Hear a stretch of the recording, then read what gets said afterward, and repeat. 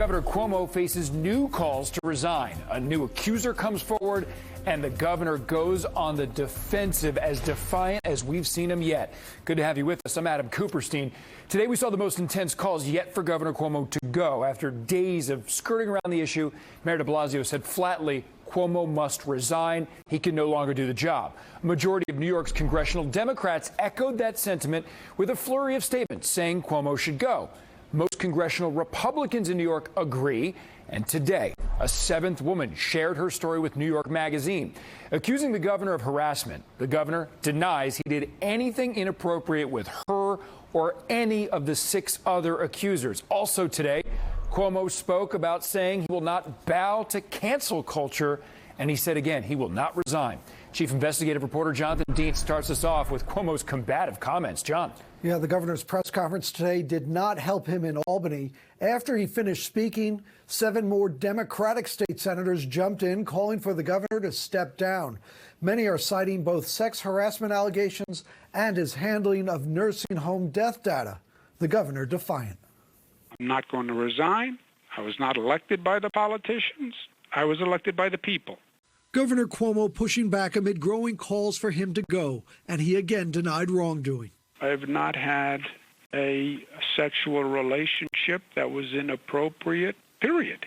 A spokesman later expanded that denial, saying Cuomo has not had any romantic relations with any staffer. And the governor again denied the sexual harassment allegations and misconduct claims made by several women. I never harassed anyone. I never assaulted anyone. I never abused anyone. A 7th woman, a former reporter, tells New York Magazine she felt uncomfortable being with the governor during events.